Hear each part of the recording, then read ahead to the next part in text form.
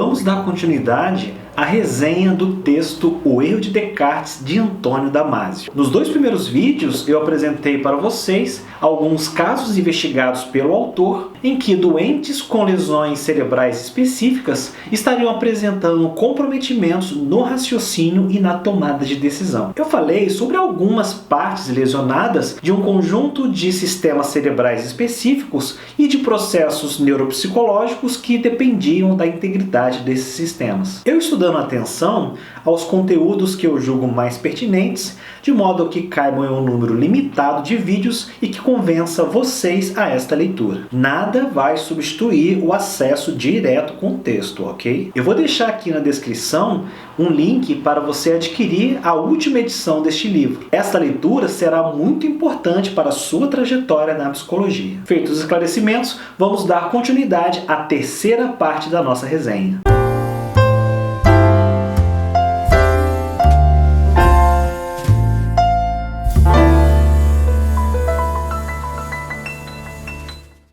É importante eu destacar para vocês que este texto possui uma perspectiva exploratória sobre a temática. Damasio deixa isto claro em vários momentos da leitura. Ele também tem um cuidado de apresentar todos os conceitos da neurobiologia de modo a garantir um melhor entendimento e condução do leitor na sua jornada. E essa jornada tem como objetivo a compreensão da íntima relação entre o cérebro, a razão e a emoção. E para isto, ela lançará perguntas sobre a perspectiva cartesiana do dualismo mente-corpo. Damasio defende o entendimento de uma mente integrada em que todos os seus processos seriam resultado de atividades fragmentadas no cérebro. Para a construção das imagens que temos do mundo, não haveria uma única área responsável por receber todos os produtos sensoriais com uma certa exatidão. Existiriam sim lugares de convergência de sinais vindos de outras regiões cerebrais. Mas para Damasio, esta reunião não garantiria uma base para uma mente integrada. Haveria então uma sincronização do conjunto de atividades cerebrais, mas em partes separadas. E esta construção, a partir da sincronização, se daria pelas imagens que realizamos das coisas. Existem as imagens perceptivas, que são aquelas provenientes dos sentidos, e também as imagens evocativas, que são provenientes do pensamento e da memória. No que se refere às primeiras, as imagens perceptivas, embora existam regiões organizadas como os córtices sensoriais primários, Damasio salienta que não se trata de um centro, mas de um conjunto destas áreas. E a sincronização destas imagens perceptivas aconteceria junto das imagens evocadas, quando nós acessamos as informações armazenadas de uma imagem similar àquela que experienciamos anteriormente. Para vocês compreenderem bem esta relação entre imagens perceptivas e imagens evocadas, eu vou trazer para vocês uma citação ipsis literis do autor. Suspeito que as imagens mentais explícitas que evocamos surgem da ativação sincrônica e transitória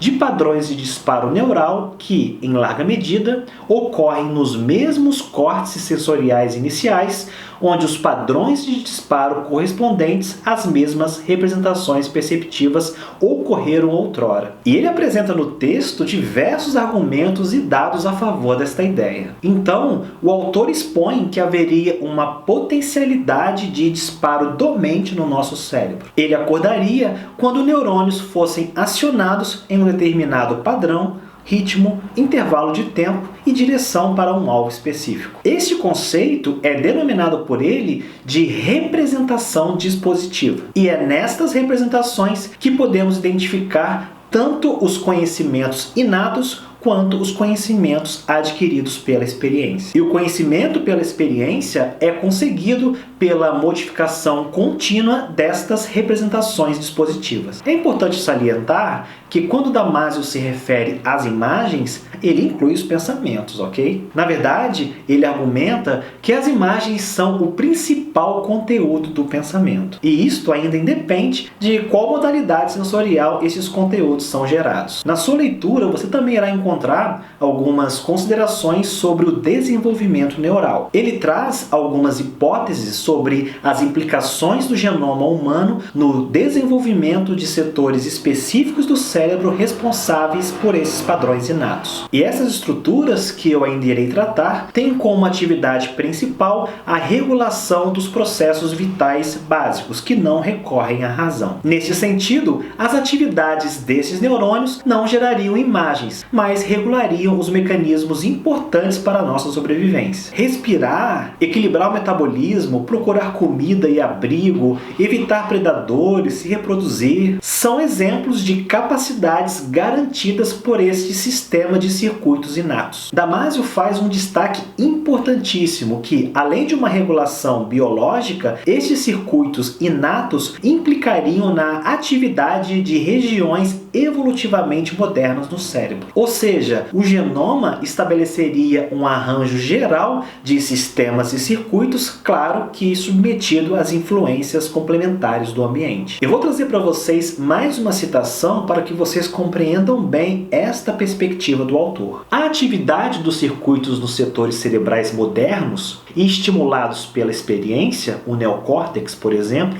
é indispensável para a produção de uma classe particular de representações neurais nas quais se baseiam a mente, imagens e as ações intencionais. Contudo, o neocórtex não pode produzir imagens se o subterrâneo do antigo cérebro, o hipotálamo e o tronco cerebral, não se encontrar inato e cooperativo. O interessante dessa perspectiva é que haveria uma espécie de preferência do nosso organismo que irá modelar os registros da nossa experiência. Ou seja, o que aprendemos pelas forças do ambiente teriam uma interferência constitutiva com base no objetivo supremo da sobrevivência. Com todo o entendimento que tivemos até aqui, acredito que vocês estão concluindo comigo o porquê do título O Erro de Descartes. Os argumentos de Damasio nos levam a compreender que não haveria uma supremacia da mente sobre o corpo, conforme sugerido pelo dualismo cartesiano. Você já deve ter visto textos, participado de discussões ou assistido aulas que tratavam